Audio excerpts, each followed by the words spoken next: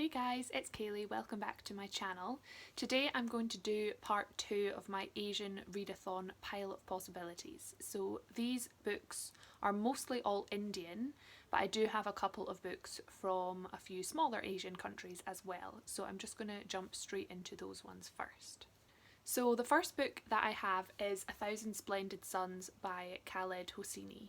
So this book is set in Kabul in Afghanistan over the last 30 to 40 years, and we follow a woman named Miriam who moves to Kabul when she is, I think, 15 years old to marry, and while she's there she befriends a local girl and they form a kind of mother-daughter relationship.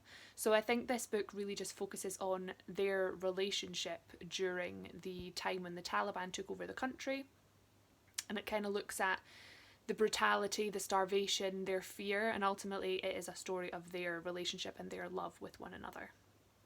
The next book that I have is The Reluctant Fundamentalist by Mohsin Hamid.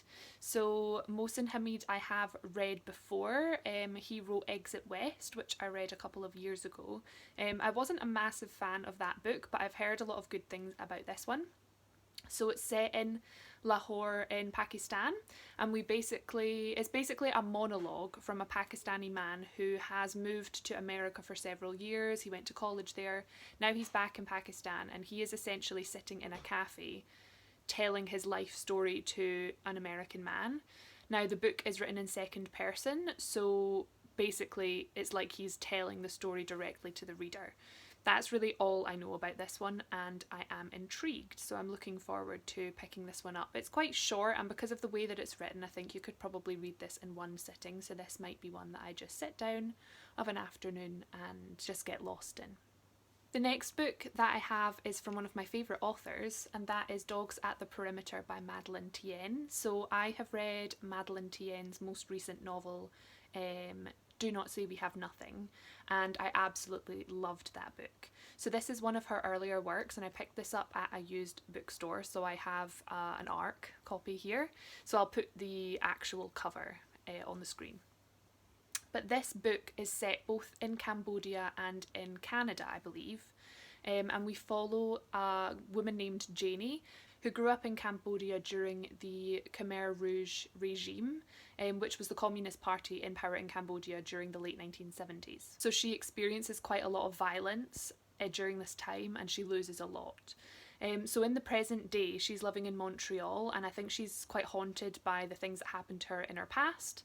She ends up leaving her husband and her son, and she is living with one of her friends, and then her friend ends up going missing. I think this really opens up old wounds for Janie, and the book really just explores how she can come to terms with her past, but also try to find some positivity in the world that she lives in.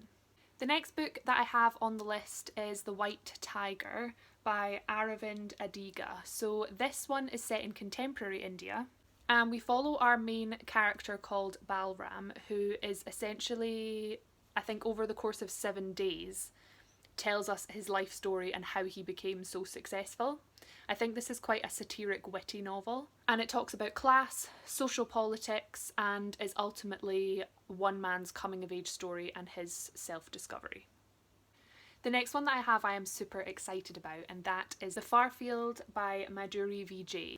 This one is also set in India, and we follow a young girl called Shalini. After her mother dies, she travels from Bangalore to a small village in Kashmir to try and track down a man that she knew when she was younger, who she thinks might have answers to some of her questions surrounding her mother's death. Shalini is a fairly privileged woman, and I think the vast contrast between what she sees in Kashmir versus what she's used to is quite confronting for her.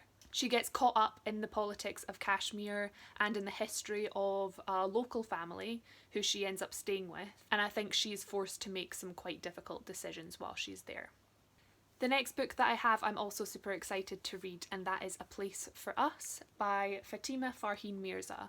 So this one's not set in India, but set in America, and it follows an Indian American Muslim family. It's set across several decades, and we get the perspective from each of the different family members. So we start out at the eldest daughter's wedding when her younger brother is being reunited with the family after being away for several years. I think this book really just focuses on the children trying to be authentic in themselves, but also trying to be loyal to the home and the culture and the faith that they came from. And then it's also about the parents trying to come to terms with their children's identities. The next one that I have had on my shelf for so long, and that is The Year of the Runaways by Sunjeev Sahota. So this book is set over the course of 1 year, and we follow 3 men and 1 woman who immigrate from India to the UK to start a new life.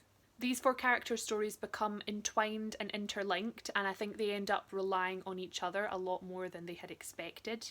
Life in the UK isn't quite as simple as they had thought it would be, and they really just have to face the punishing realities of what immigrant life is. And finally, another big book that I have is The Lives of Others by Neil Mukherjee.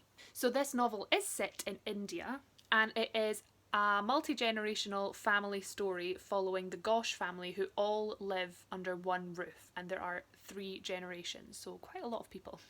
I love a family saga, so I think in this one there are secrets, rivalries, the deterioration of the family business, all while social unrest brews in Indian society. I think one of the grandchildren, the eldest grandchild, becomes involved in quite extremist politics as well, and this is another catalyst that leads to further destruction of the Ghosh family and puts a lot of strain on the family relationships. So that is all of the books that I have on my list. I'm hoping to get to at least 1 or 2 of these, but I'm glad that this readathon has encouraged me to pull them off of my shelves and remind myself of some of the titles that I own. Please let me know if you've read any of these books and if you would recommend that I pick one up this month. Thank you so much for watching this video, and I'll see you in my next one. Bye!